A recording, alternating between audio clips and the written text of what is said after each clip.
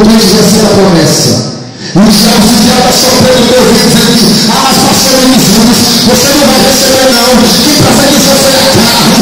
Repreende essa voz de Satanás e diga: eu creio na promessa, eu confio na promessa, porque fiel é quem me fez a promessa. Só quem tem promessa de Deus não creio. Aí passou o tempo, acabou o tempo. Ela ficou gestante. E Deus você na vida do barrigão. Tem crente que está gráfico de promessas aqui faz tantos anos, não nasceu ainda. Mas vai acontecer, viu? Olha, isso aqui é um filho. Quem sabe que eu não encontrou alguém? Isso aí é mioma. Filho? Que o diabo sempre faz para entristecer, né? Faz. Ó, vigie, fique esperto com isso. O diabo está aí querendo entristecer, mano. Aí o menino nasceu conforme o Senhor havia falado. Menino bonito, criança bonita, cabelo arrepiado, está pensando, menino azul, menino bonito. A Bíblia fala, não, estou imaginando o menino aqui, viu? Menino bonito, pastor, bonito. Aí a mãe sempre mandava ele para o campo, porque quem tem filho homem tem que ficar sempre com o pai. Se o pai trabalha, tem que ficar lá, aprender a obra do pai. Se é filha, tem que ficar na cozinha para poder cozinhar com a mãe. Fica aqui, filho, pertinho aqui. Mandou ele para o pai. E o que estava no campo? O menino gritou: ai, minha cabeça. Diga assim: ai, minha cabeça.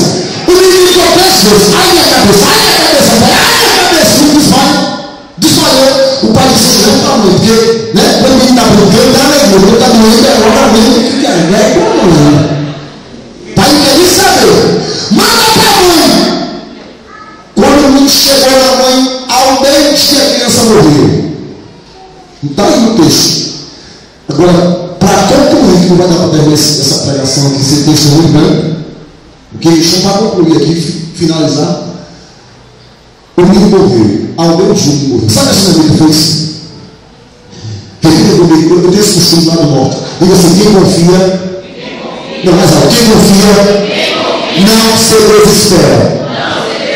Está no texto. Ela pega a criança, vai até o quarto do de Deus. Se não estava lá, estava no Monte Carmelo orando. Ela leva a criança, isso aqui é tremendo, isso aqui é mistério de Deus. Quando eu li, ele é arrupiado. Ela levou a criança morta, colocou em cima da cama de Eliseu. A Bíblia diz que ela sai e fecha a porta.